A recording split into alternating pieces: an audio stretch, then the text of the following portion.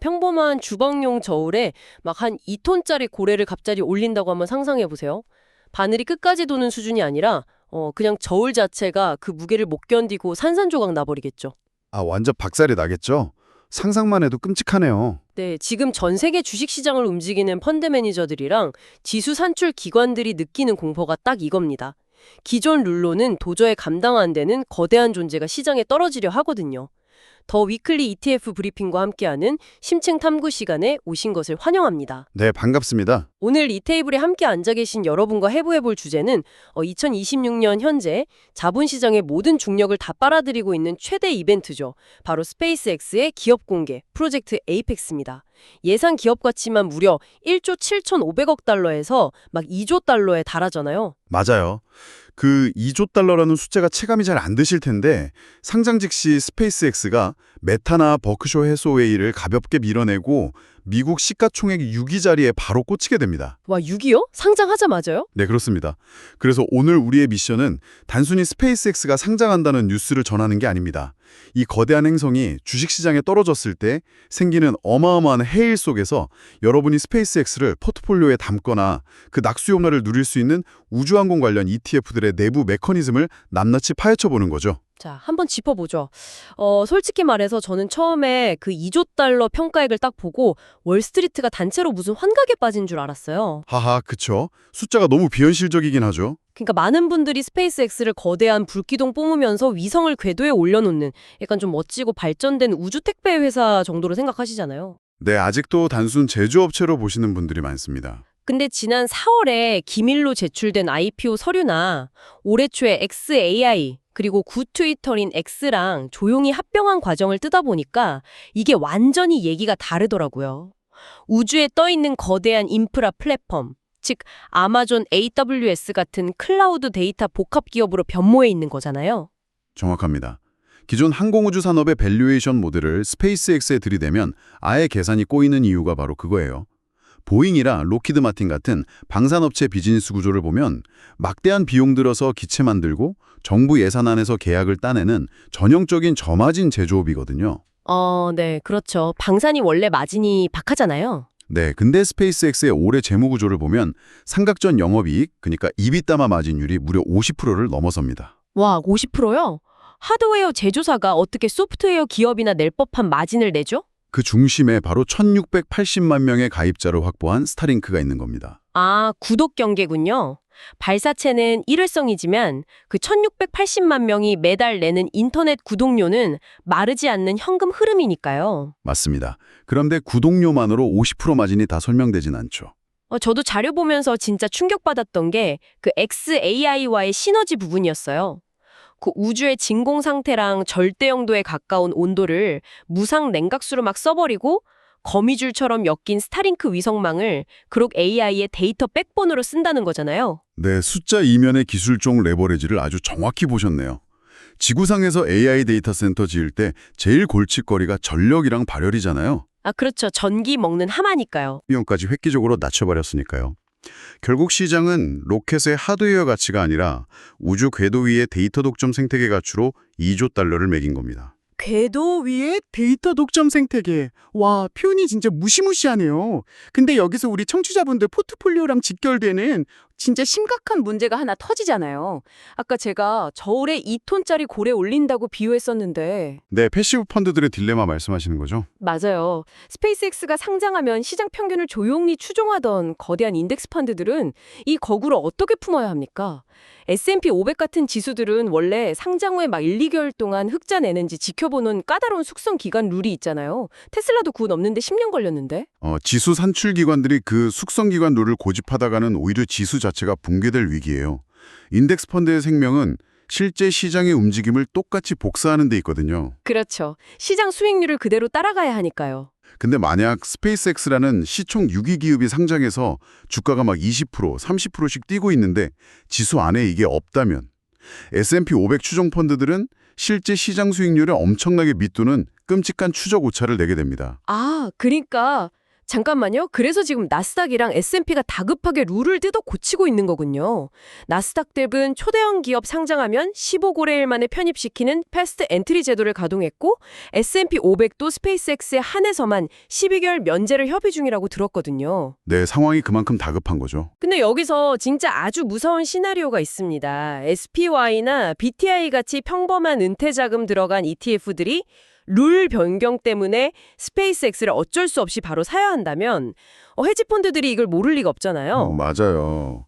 이건 아주 중요한 질문을 던지게 하죠. 지수 편입일이 확정되는 순간 패시브 펀드들은 가격이 얼마든 그날 스페이스X 주식을 기계적으로 싹 다 매수해야 합니다. SPY 펀드 단 하나에서만 무려 150억 달러에서 220억 달러 매수가 발생할 수 있어요. 와, 220억 달러요? 그럼 약삭빠른 액티브 자금들이 편입 날짜 이전에 주식을 싹쓸이해서 가격 천정부지를 올려놓고 지수 편입일에 비싸게 패시브 펀드한테 떠넘기는 프론트러닝이 막 일어날 수밖에 없겠네요. 필연적으로 발생할 수밖에 없는 구조적 취약성이죠. 결국 아무것도 모르고 SPY 매달 적립식으로 모아가던 평범한 청취자분들은 자신도 모르는 사이에 고평가된 스페이스X 주식을 수백억 달러어치나 강제로 바가지 쓰고 사게 되는 거잖아요. 일론 머스크 특유의 리스크까지 덤으로 않고요. 패시브 투자의 딜레마를 아주 정확하게 찌르셨습니다. 기계장 매수는 포트폴리오 내의 다른 우량주들을 강제로 팔게 만들어요. 스페이스X 살 돈을 마련해야 하니까요. 아, 다른 주식을 팔아야 스페이스X를 살 수 있겠군요. 네, 그래서 시장 전반에 극심한 매도 압력이랑 변동성이 생기는 겁니다.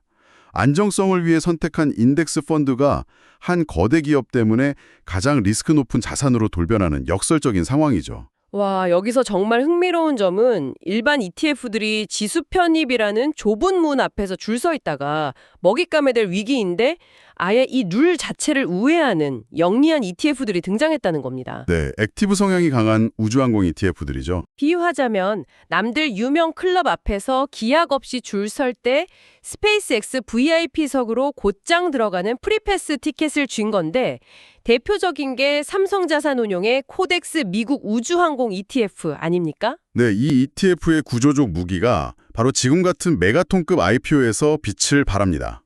기존 테마 ETF들은 한 종목 담는 한도가 보통 5%에서 10%로 묶여 있거든요. 네, 보통 분산 투자한다고 비중 제한을 두죠. 반면에 이 코덱스 ETF는 산업 내 핵심 기업이 신규 상장하면 펀드 매니저 재량으로 최대 25%까지 조기 편입할 수 있는 특별 룰이 내장되어 있습니다. 25%면 펀드 4분의 1을 상장 초기에 그냥 쏟아붓는 건데 그게 왜 그렇게 중요한 건가요?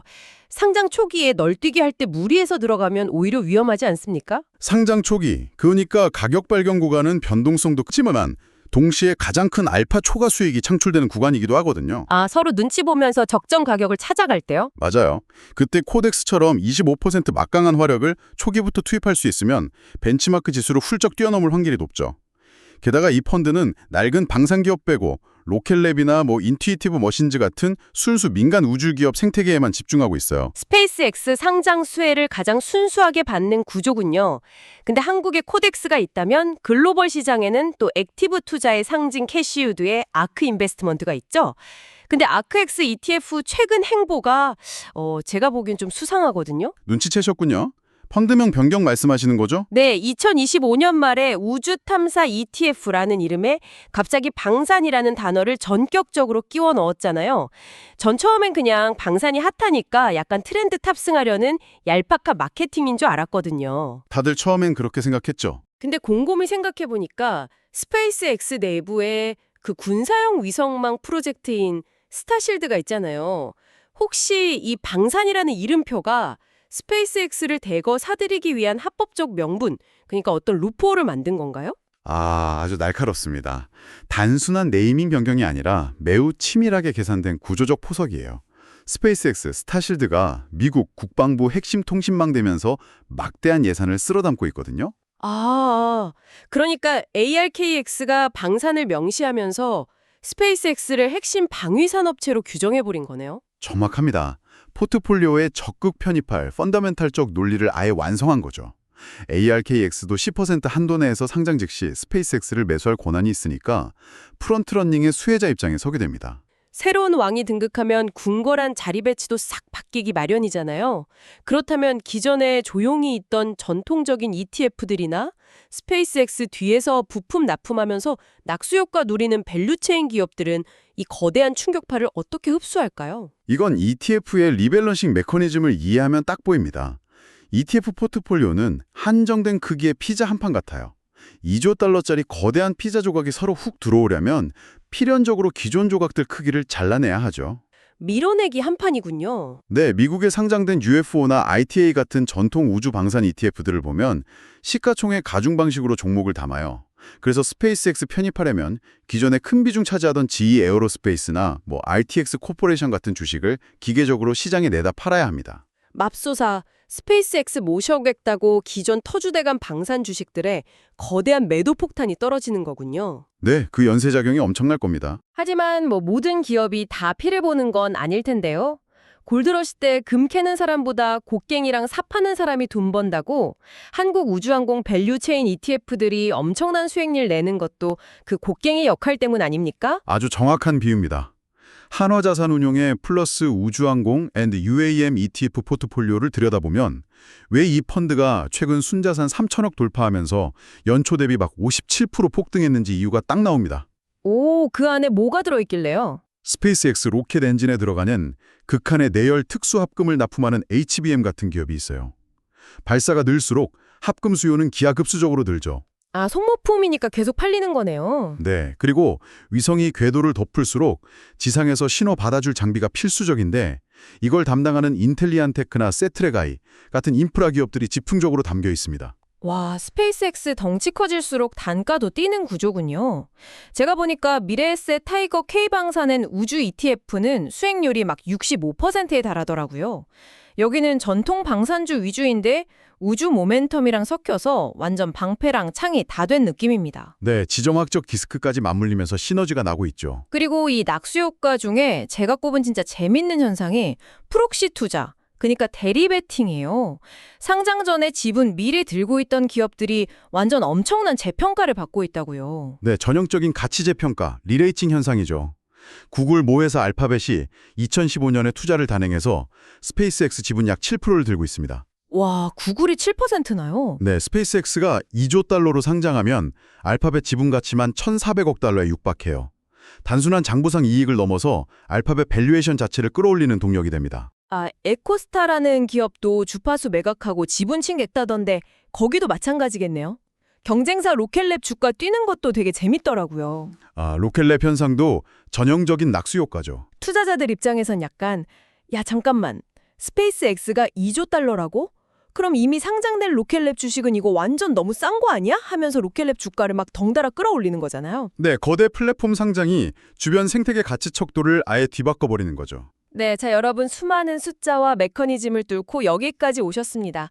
오늘 우리는 스페이스X의 이 2조 달러 IPO 프로젝트 에이펙스가 어떻게 전 세계 펀드로를 박살내고 있는지 심층 분석해봤습니다. 네, 오늘 정말 흥미로운 내용이 많았죠. 프런트러닝 위협 속에서 KODX의 25% 조기 편입 룰이나 또 IARKX의 방산 누프월 전략이 얼마나 날카로운 무기인지 확인했고요.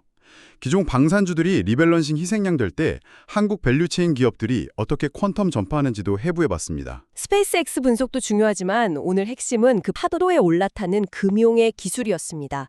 개인 투자자가 막대한 자본주의 기관을 상대로 상장 초기에 직접 뛰어드는 건 승산이 정말 낮거든요. 그렇죠. 개미들이 이기기 쉽지 않은 판이죠. 하지만 ETF 구조적 허점이랑 룰 변경 메커니즘을 역이용하면 가장 안전한 위치에서 이 우주 경제 성장을 우리 포트폴리오에 흡수할 수 있을 겁니다. 네, 그래서 이게 다 무슨 의미일까요? 단순히 일론 머스크 자산이 몇 천억 달러 늘어난다 이런 가십이 아닙니다. 영화에서나 보던 우주 식민지 개척이 이제 매월 여러분 퇴직연금 계좌랑 펀드 수익률을 좌우하는 가장 현실적인 수익 엔진이 됐다는 뜻입니다. 네, 정말 이제 먼 미래의 이야기가 아니죠. 오늘 심층 탐구를 마무리하면서 여러분 스스로 한번 고민해 보셨으면 하는 묵직한 질문을 하나 던지고 싶습니다. 만약 이들이 우주 공간의 전 세계 통신망을 다 독점하고 어떤 국가의 법이나 제재도 안 닿는 곳에서 막대한 부를 창출하게 된다면 우리가 지금 기쁜 마음으로 자본을 대고 있는 게 단순히 인류의 우주 탐사라는 낭만적인 꿈일까요? 아니면 국경을 완전히 벗어나 버린 초고가적 우주 독점 기업의 탄생을 우리 스스로 앞당기고 있는 걸까요? 정말 한 번쯤 깊게 생각해 볼 문제네요. 시장이라는 거대한 생태계 안에서 우리가 던지는 자본이 어떤 미래를 만들고 있는지 한번 기록해 보시길 바랍니다. 오늘 저희가 준비한 집중 분석은 여기까지입니다. 다음 시간에도 시장의 거대한 룰이 바뀌는 그 이면을 날카롭게 파헤쳐 돌아오겠습니다. 감사합니다. 감사합니다.